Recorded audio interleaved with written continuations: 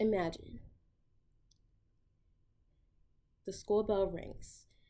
Students settle into their respective classes. The teacher greets the students and introduces the lesson. Student reaches into their bag and pulls out a gun. At this point in the story, it is easy to assume that everything that follows is the children's responsibility solely.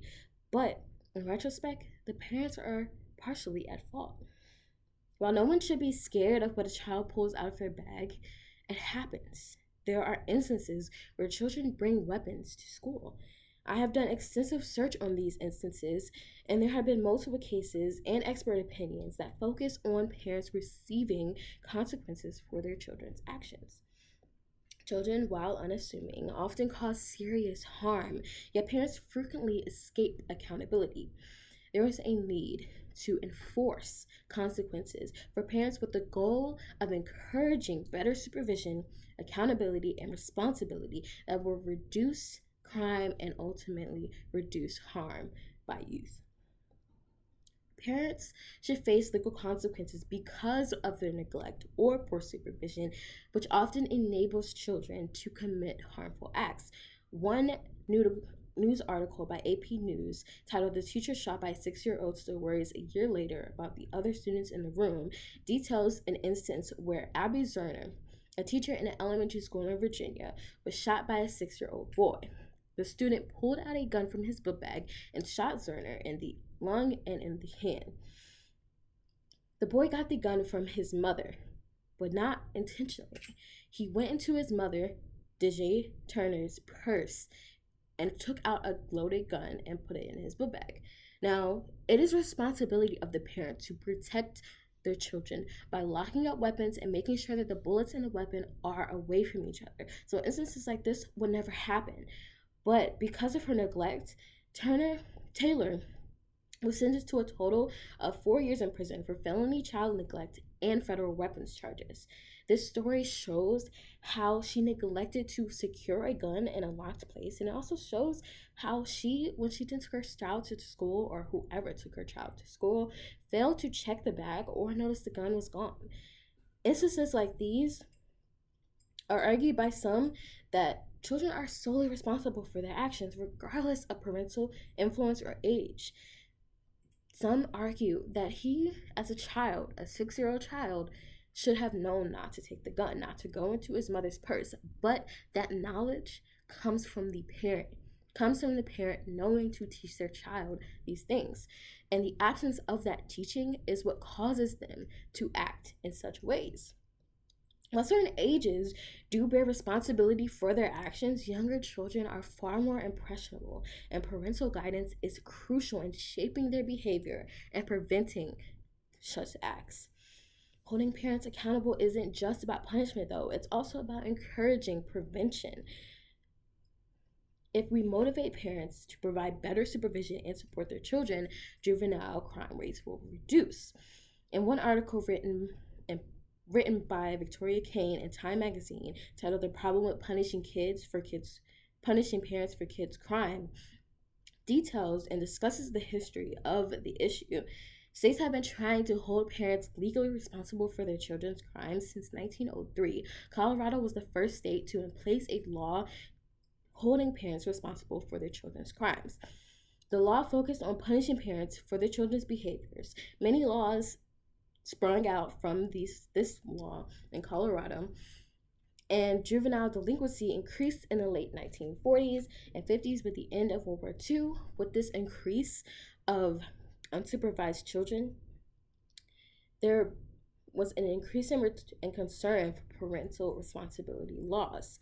Communities across the country began passing such laws that varied in consequences from fines to imprisonment. Yet these laws were rarely enforced. Punish the parent laws violate a fundamental principle of law that one person cannot be punished for the acts of another. This is a counterclaim posted in Psychology Today that believes that they can place the blame on parents while negating overarching environmental factors, meaning that parents are separate from their children and you can't blame another for another's actions. But Children aren't separate from their parents. Parents are solely responsible for their children in all instances, so why not in crime? And these laws can be designed with safeguards that focus on neglect or reckless parenting, not all parents. Beyond laws, holding parents accountable also provides justice for victims. In one instance, as described in AP News, a Kenosha shooter named Kyle Rittenhouse, a 17-year-old, was charged with fatally shooting two men during a protest of the police shooting of Jacob Blake. Rittenhouse crossed state lines to attend the protest in hopes of cleaning graffiti, but he ended up joining a militia with his 18-year-old friend, who then bought him a gun, and he ended up shooting two men. The mother didn't know where her son was, or how she got the gun.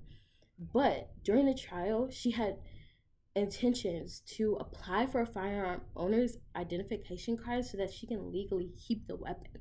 Why would she need to keep the weapon if she had no idea where it came from or why he was using it? She also believes that there is nothing wrong with teenagers possessing firearms despite the shooting. Critics claim parental punishment doesn't aid victims directly, but holding parents accountable complements victim justice by addressing the root causes. Rittenhouse's mother and parents neglect to know where he was, how he obtained a gun, and how he ended up shooting two men. After the shooting, he went back home. He didn't go to the cops. He didn't do what a responsible person who owns a gun would do. If you shoot someone, there are consequences for those actions, but Rittenhouse obviously was not taught about those consequences. Now that the problems and the reasons the parents should be held accountable has been identified, solutions can then be explored. Authorities need to implement and enforce parental responsibility laws nationwide, requiring parents to face legal consequences when their children commit serious offenses due to neglect or poor supervision. If these laws are enforced, communities will see fewer juvenile crimes, safer neighborhoods, and justice for victims. If the victims of Rittenhouse and the victim of the teacher, Ms. Zerner, can get the justice that they need, may it be from the parent or the child. I mean, in the essence of Zerner, the child was 6 years old. There's not much justice you can get from imprisoning a 6-year-old, but the parent can be imprisoned. The parent can receive the proper consequences for her children's actions. Imagine if parents were more vigilant, children better supervised, and tragedies like the shooting of Abby Zerner and fatal accidents would decline. Without this change, dangerous behavior by youth will continue to be unchecked, causing preventable harm. That's the most important part of it. These harm that is being committed are preventable. Parents could prevent harm by their children by being more vigilant, by being prepared, and by being aware. Imagine if a mother saw her child behaving inappropriately, being more quiet than usual, holding guns in an inappropriate way, or asking more questions about where the flaming gun is located and how to use it. The parent might believe, hey, he's just being a little boy, he's inquisitive, and he's changing. But if she sees a news article or a story on TV about this exact instance, about how a parent neglected to follow the signs and get proper help for their child, she would be able to know, hey, let me see if I can get some help for my boy. Let me try and talk to a counselor or a therapist. Now, if all else fails, there might be something bad that happens.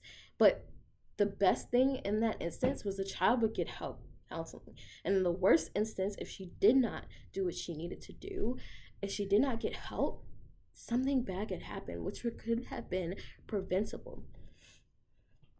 And all in all, we have the responsibility to contact our local representatives today to support or advocate for stronger parental responsibility laws.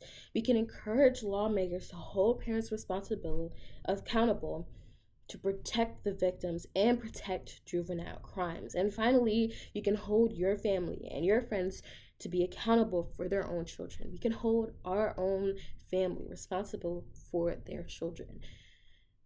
If we see something, we should say something. We should speak up when things are getting rough so that we can take charge.